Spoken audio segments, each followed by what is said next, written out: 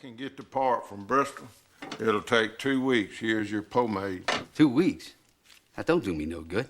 Here's Ford Auto Man's Bristol. Hold on now. I don't want this pomade. I want Dapper Dan. I don't carry Dapper Dan. I carry Fop. Well, I don't want Fop, goddammit. I'm a Dapper Dan man. Watch your language, young fella. This is a public market. Now, if you want Dapper Dan, I can order it for you. Have it in a couple of weeks. Well, ain't this place a geographical oddity? 2 weeks from everywhere.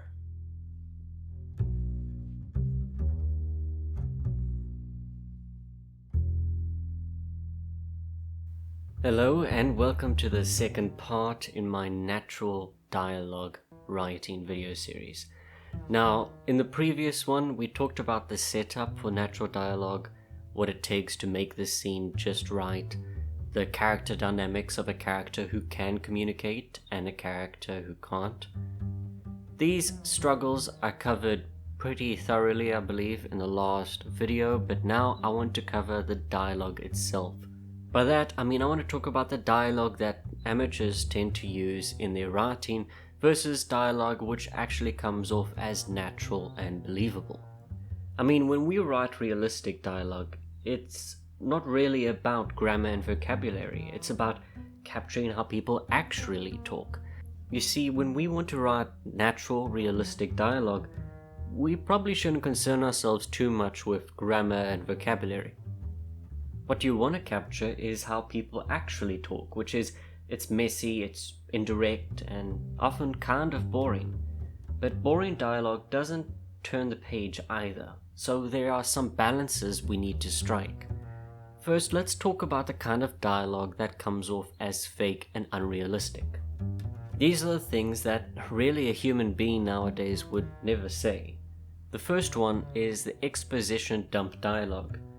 Dialogue which gives away a lot of unnecessary information, maybe in the sense of the dialogue but not the plot.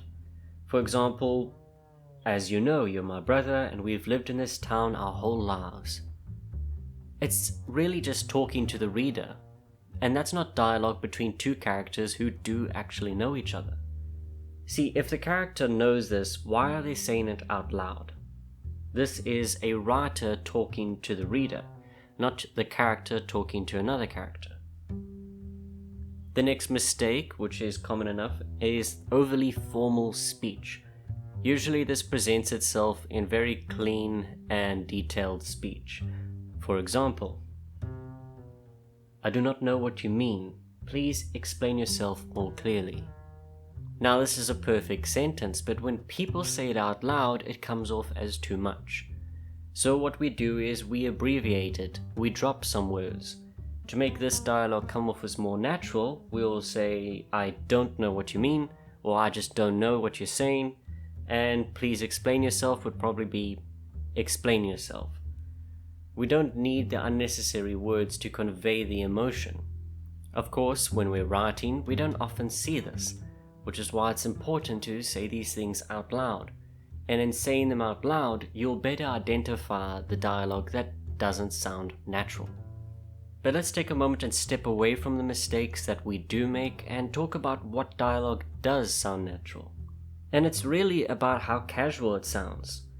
Now, real dialogue, it's fragmented, it's sometimes repetitive, people can change direction mid-thought, they use filler words, they interrupt each other.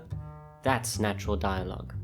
You have to understand the emotions your characters are feeling, and thus you'll understand how they would say things. So if they're flustered, they might go and say something like, wait, well, I just don't... Listen, I'm trying to understand... Now you see, that's what natural dialogue sounds like.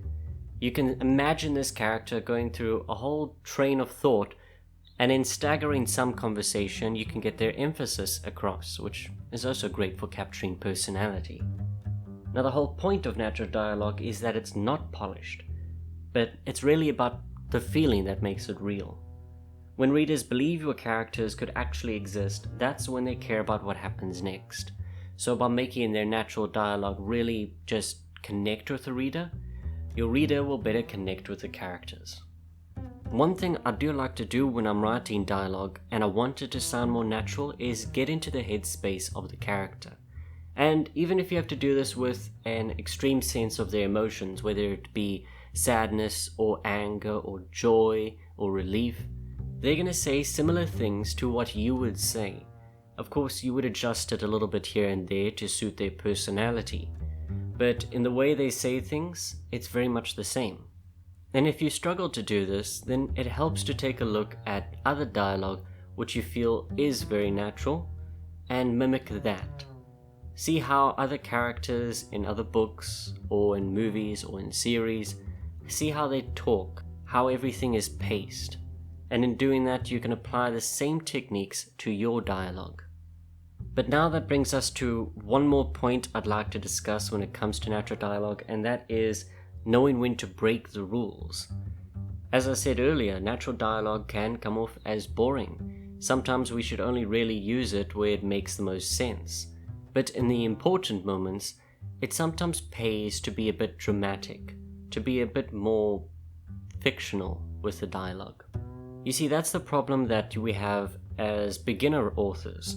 We want to make sure every line just comes off as perfect, and that's where we lose natural dialogue. However, if we try to make lines come off as more perfect in those important moments, they'll be a lot more impactful. You see, this is about understanding our mentality as writers. In the beginning, we want to make sure all our dialogue comes off as great, and when we do that, we lose natural dialogue. We have dialogue that comes off as very forced and unbelievable. Everything is just too perfect to feel real. So now we take it back. We now approach it with more natural dialogue. And now we're caught in another trap, which is we don't include perfect dialogue anymore. And that means in those important scenes where we want to have an impact, we're going to have to abandon natural dialogue for something that's a bit more compelling. Because as I said earlier, natural dialogue is often boring. But by making use of natural dialogue in those average scenes, and then using compelling dialogue in those important moments, suddenly those scenes are a lot more impactful. Because that unbelievable or fictional type dialogue hasn't been used throughout the story, but it's there being used in that important moment, capturing the emotions of the characters, the feeling of the scene, and really having an effect on the reader. So the exception to this rule of using natural dialogue is just abandon natural dialogue when this scene calls for something a lot more compelling. So if you're going to use a cliche line like, if you're going to shoot, make it count, well then do so. Because sometimes that will do just fine, and even better than a natural dialogue. And sometimes it's those very important intellectual moments where it's all these thoughts coming in ahead and meeting the same point. For example, that very famous line from Batman, you either die a hero or live long enough to see yourself become the villain. Nobody says that in natural dialogue. But in fictional dialogue, in the natural dialogue that leads up to it, that line becomes a lot more impactful. So if your dialogue feels stiff or fake, remember people don't actually explain what they already know. They don't speak in perfect paragraphs, and they definitely don't drop exposition like they're reading a Wikipedia page, especially to other characters who already know that information. If you want to deliver more important information about your story, you're going to have to find a better way to do it. Instead, write the way people really talk. Then, when the moment's right, break the rules. That's where your story lives, somewhere between reality and art. Now, we could take this further and talk about the different nuances, like when characters swear or when characters have emotional dialogue. It goes a bit too in-depth, and we could talk about those things for a long time. It all comes back to natural dialogue. If you keep these things in mind, you should have a better understanding of when characters will say certain words, whether they be swear words or not, or when characters become a bit more emotional in their dialogue. It all returns to understanding your character's emotional state and then understanding how you would say things if you were in their position. That being said, if there's some aspect of writing that you want me to talk about in future videos, be sure to let me know in the comments below.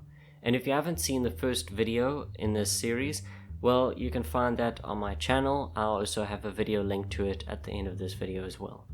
If you want to check out some of my writing, you can find a link to my website in the description below.